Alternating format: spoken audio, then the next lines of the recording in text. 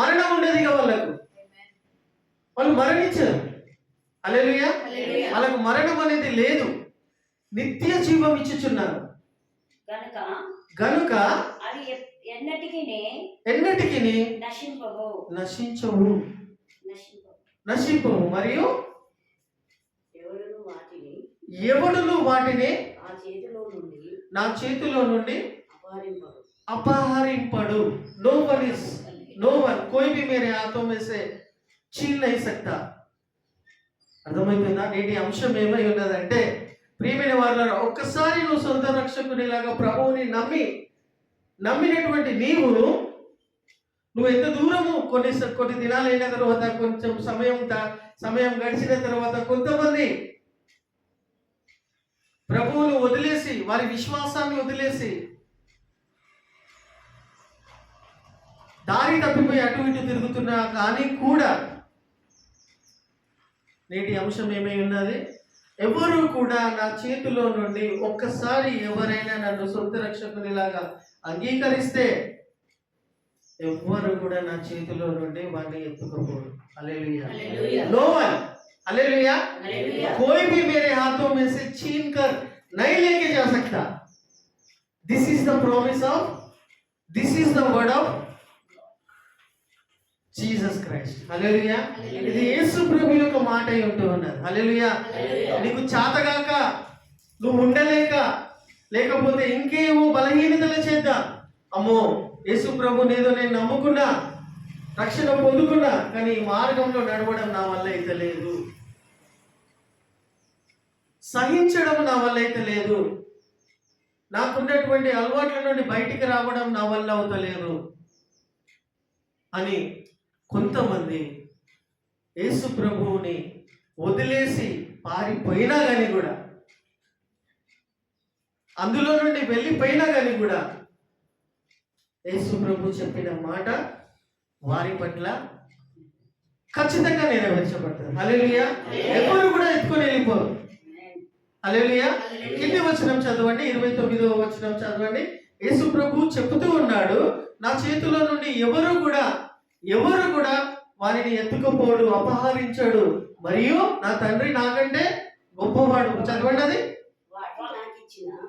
వాటిని నాకు ఇచ్చిన నా తండ్రి అందరికంటే చూసావా? నా చేతిలో నుండి ఎవరు ఎత్తుకుపోరు, నాకంటే నా తండ్రి నాకంటే గొప్పవాడు. హల్లెలూయా. ఎంత అష్యూరెన్స్ ఇస్తున్నాడు, ఎంత గ్యారంటీ ఇస్తున్నాడు. నీకు చేత కాకుండా సత్యం ముందు నిలబడి నడుచుకోవడము.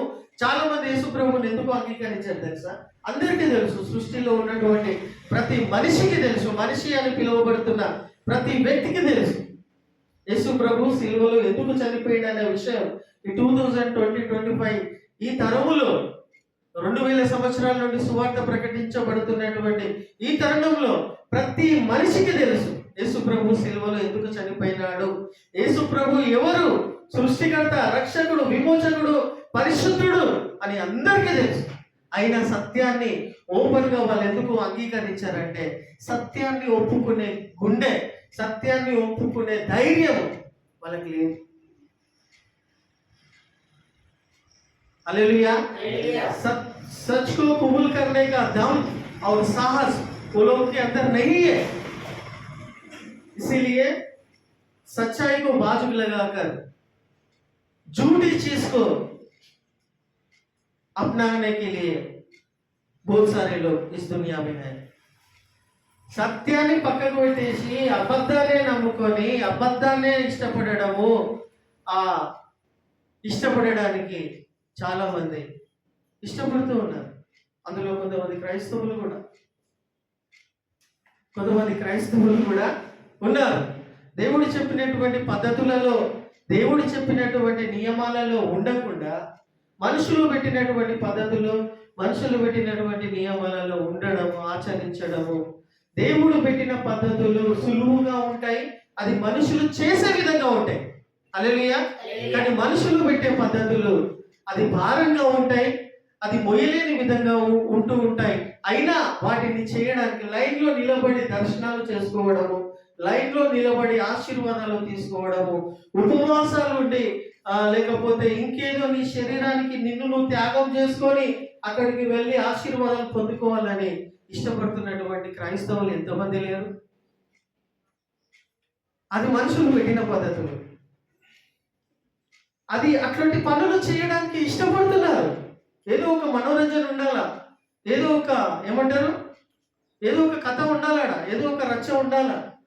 సింపుల్ గా నేను దీవిస్తా, ఆశీర్వదిస్తా, ఇట్లా రా బిడ్డ, ఇట్లా ఉండు బిడ్డ, నా మాట విను బిడ్డ అని అంటే అవి అర్థం కావు, అవి చెవులకు ఎక్కాయి.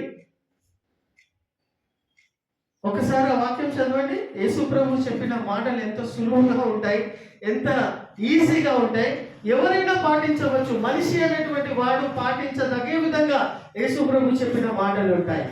హల్లెలూయా, హల్లెలూయా. చదవండి.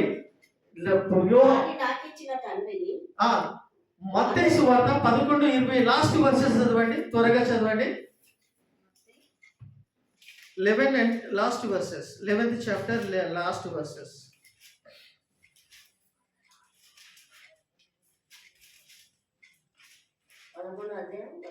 Last verse. నేను సాత్వికుడను, దీన మనసు గలవాడను. చూసారా యేసు ప్రభు ఏమంటాడు?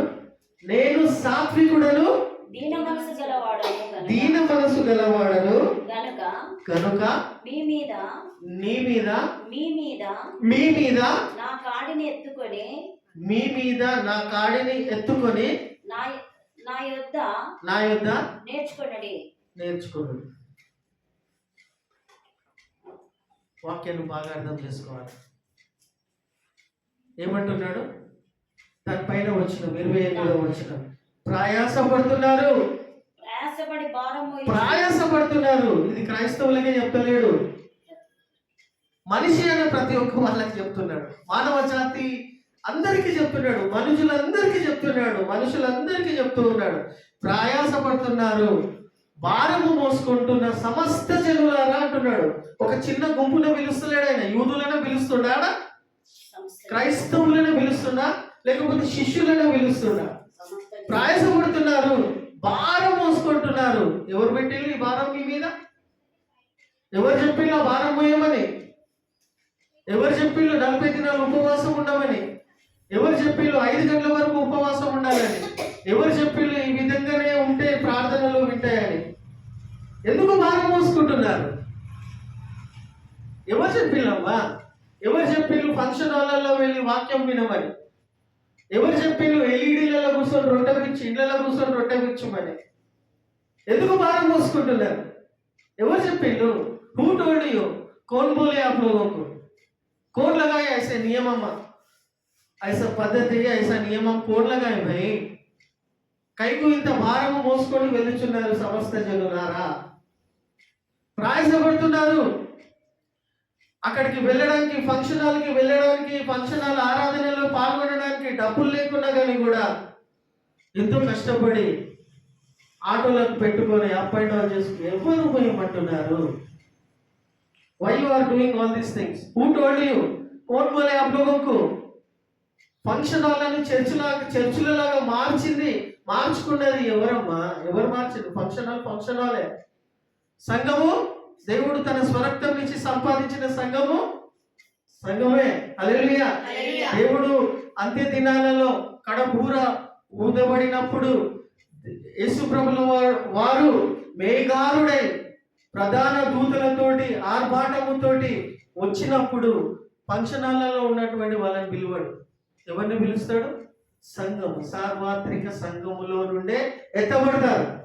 those who are planted in the church, those who are continually doing their ministry in the church, సంఘంలో చేస్తున్న పరిచర్యలు, సంఘంలో నాటబడినటువంటి వాళ్ళను సంఘం నుండి తీసుకెళ్తారని చెప్పినాడు. మనుషులు పెట్టిన పద్ధతుల నుండి కాదు. హల్లెలూయా.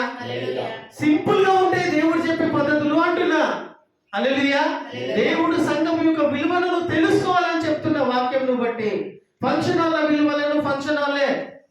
హల్లెలూయా. దేవుడు పెట్టిన సింపుల్ గా పెట్టిన పద్ధతులలో మీరు రావడానికి నసపోసుకుంటున్నారు, ఇబ్బంది పడుతున్నారు, ఇష్టపడతలేరు. మోస్ట్ ఆఫ్ ద పీపుల్ ప్రయాసపడుతున్నారు, భారం మోసుకొని వస్తున్నారు సమస్త జనులారా. అయినా పర్వాలేదు. హల్లెలూయా. నా దరికి రండి. హల్లెలూయా. అందుకోసమే టీజీఎస్ దినకరన్ వాళ్ళు జీసస్ కాల్స్ అని పేరు పెట్టుకున్నారు మినిస్ట్రీ. ఏమంటున్నాడు? నా దగ్గరికి రండి. యేసు పిలుచుచున్నాడు, సమస్త జనులను పిలుచుచు ఉన్నాడు. యూదులనే కాదు, క్రైస్తవులనే కాదు, శిష్యులనే కాదు. He's calling to everybody, every human kind. Hallelujah. ఏమంటున్నాడు? నా దరికి రండి, వచ్చి నేను మీకు విశ్రాంతిని కలుగజేసేది. ఎట్లా విశ్రాంతి దొరుకుతుంది నీకు? ఒక వ్యక్తి భారం మోసుకుంటున్నాడు, అప్పుల బాధతోటి సతమవుతున్నాడు, కుటుంబ భారాలు మొయ్యలేకపోతున్నాడు, దేవుని నమ్ముతూ ఉన్నాడు, అయినా అప్పులు అట్లనే ఉన్నాయి, అట్లనే బాధలు ఉన్నాయి, అట్లనే రోగాలు ఉన్నాయి.